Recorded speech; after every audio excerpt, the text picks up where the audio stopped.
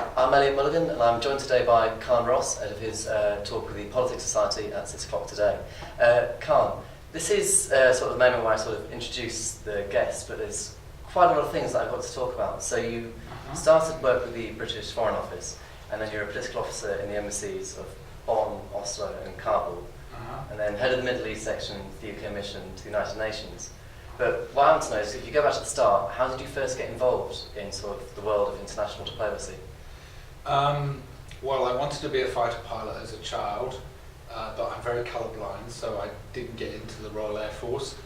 So I had to think of something else. I was always very interested in international relations. I read the newspaper a lot, and that's how I got interested in diplomacy. And I think it was partly a result of being quite bored of life in South London and thinking there's got to be more than this.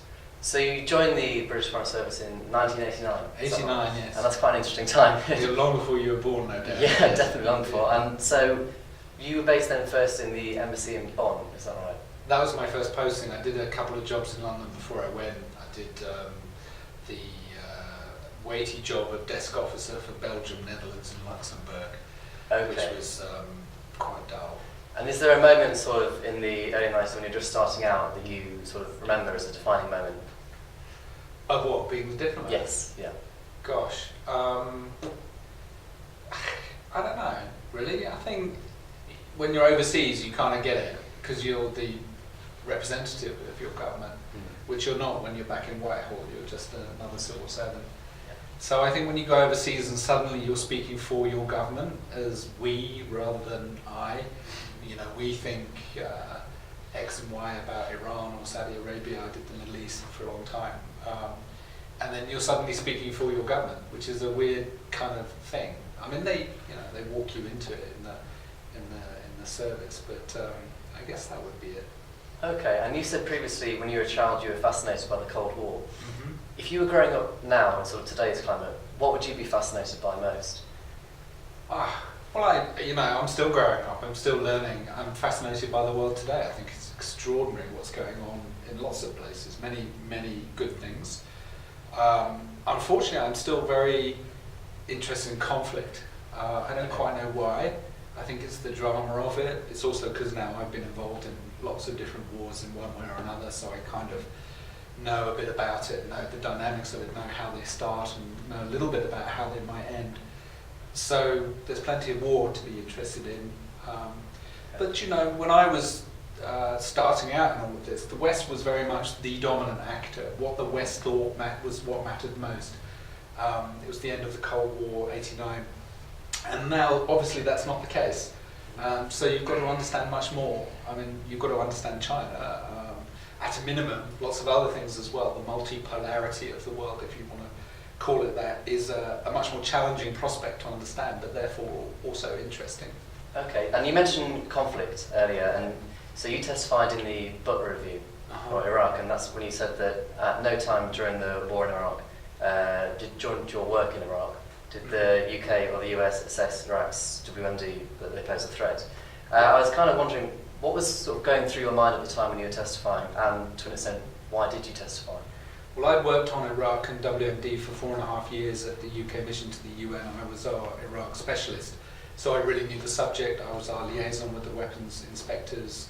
I read a great deal of intelligence on WMD, so I knew that the government wasn't telling the truth when it made these claims before the 2003 war. It presented me with a great crisis professionally, because testifying meant eventually that I left the Foreign Office. I resigned after giving that testimony. In fact, I gave the testimony in secret. I had to negotiate that it be done in secret because I wanted at the time to stay in the Foreign Office, which, looking back, was very naive. It then led to a whole series of other consequences, including, you know, having to make sure that I wasn't prosecuted under the Official Secrets Act for testifying and for what I subsequently said publicly about it. Okay, so then you mentioned you left and you took a sabbatical, is that right, in 2002? Yeah. And that's when you sort of became increasingly disillusioned with what you were doing. And since then, you've sort of become an advocate for anarchism, which is sort of like a political philosophy that advocates self-government societies, the hierarchy. Yeah. Was that the testifying about Iran, was that a moment of realisation, Was it sort of like an accumulation of events that had led up to? Well, it was definitely a turning point, because I think if the Iraq War had not happened, I think I would have found it very difficult to leave the Foreign Office. I was deeply institutionalised. I was still very attached to the work. It was very, very interesting work. You know, I hadn't really imagined what an alternative might be, and even though I had my reservations about working other ways beyond the war, I think I wouldn't have left. I'd still be there now, actually. You know, like a lot of my friends are still in it. So obviously it was a real breach, the Iraq War. And so, for an ordinary person who's sort of sitting on the TV watching Coronation Street, how would you describe anarchism to them? Why would they think it's better than their ordinary form of government now? Because I think it allows for real human flourishing. It gives everybody agency. It basically says that nobody should have power over anybody else, which is, I think, fundamentally a beautiful thing, actually a spiritual thing as well as merely a political thing. And I think we feel, a lot of people feel, certainly I feel, a lot of people I know feel, under the current dispensation of capitalism and allegedly representative democracy, that they don't really have agency over the things that they care about. And anarchism offers that prospect. It's not anarchy, it's not a war of all against all, it's a negotiated dispensation of self-government where we deal with each other as equals. And do you think that form of self-government could actually ever work in the 21st century? Yes, I do, and I've seen it work in a place called Rojava in northeast Syria.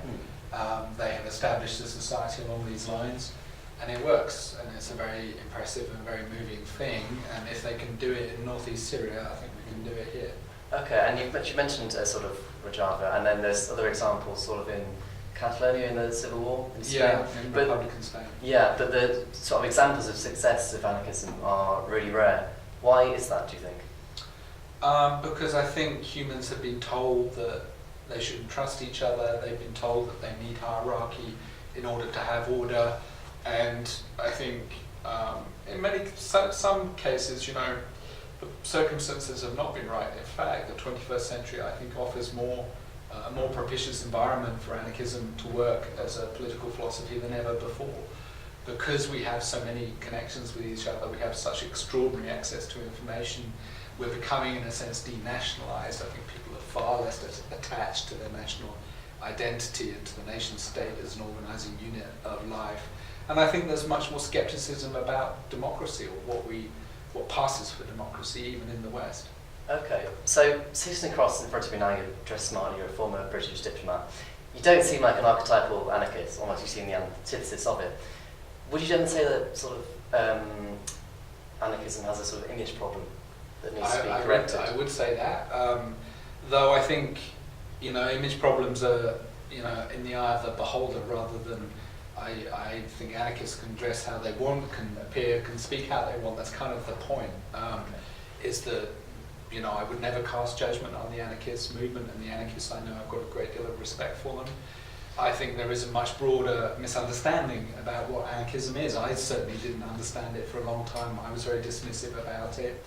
When I looked into it, partly because of the disillusionment that we've talked about, I found that it was a much richer and more compelling philosophy than I'd ever realised. And the more I go into it, the more I talk to anarchists, the more I think that. I find it a very compelling idea. Okay, that's interesting. So how would you go about then convincing people, the ordinary people, that anarchism is for them? Well, I mean, the method I've used so far is to tell my own story, because as you say, I'm a pretty conventional guy. You know, I don't look like an anarchist. I was a British diplomat working on very conventional things. I was the embodiment of the nation state. And for me to become an anarchist is kind of turning things on its head. So I tend to use the story of what happened to me and why I think like I think, to try to explain the validity of anarchism. I think today people are very skeptical about people telling them, you know, this is the way to think, this is the way society should be run. We've had enough of that. I certainly don't listen when people start talking like that, but we all find stories compelling, personal stories, so that's the method I've chosen. Okay, and I was particularly interested in your work in Rojava. So how do they sort of use anarchism in their sort of society, and how is that different to what we use in Britain on the European Western world? Well, I mean, to be clear, they don't call it anarchism, they call it democratic confederalism. I would call it a version of anarchism. It's self-government without hierarchy. basically it's, government is done at the most local level possible. Decisions are made on the basis of consensus rather than majoritarianism. There are very deliberate efforts to include minorities to give them an equal crack of the whip. The justice system, they wouldn't call it that either, is done in a more consensual way, less based on punishment, more based on what does society need through this event. I mean, there's multiple different iterations of it, but the basic idea is that people govern themselves. There is no state. Of course, Syria still exists as a state, but the writ of the Damascus regime does not run in that part of Syria. And so people have had to find a new form of organising themselves. And that, I can describe the structure to it. It's got a particular structure. It's even got a constitution. But the basic idea is that people govern themselves at the lowest level that they possibly can. Okay, and so you've been involved in Rojava with your work with Independent Diplomat? No, not through that. In fact, Okay. It's just purely a personal interest, and the Independent Diplomat has not been involved in Rojava. Okay, so if you move on to Independent Diplomat, and you founded that as a non-governmental organisation, you founded in 2004. Could you sort of briefly describe what the role of that is? Well, what it is it's an advisory group, a non-profit, a charity that advises countries, democratic countries and political movements whose circumstances, whose future is under negotiation in some kind of diplomatic process, and it advises them on that diplomatic process because by and large they are excluded from that diplomatic process, and the idea is to give them the tools and the advice to get their voice heard in that diplomatic process. That's the basic premise of it. Okay, so where has that been involved then around the globe? Lots of places. Today we advise the Democratic Syrian Opposition, we've advised the government of Somaliland, we advised the Marshall Islands, which is a Pacific island state, on the UN climate change negotiations, where they are acutely concerned because of their vulnerability to sea level rise, but as a tiny country don't have much of resources to influence that negotiation. But that can be changed, we could talk about that. What else? We've done Tuareg groups in northern Mali, the legitimate representatives of the people of the Western Sahara, which is a country illegally occupied by Morocco. In the past, we've advised countries on joining the EU. We advised Croatia, Moldova. I could go on. Okay, so doing that and travelling around the world, you must have met some pretty interesting characters. Is there anyone that stands out in your mind as, wow, that was a pretty interesting bloke or woman? Yeah, there is. There is.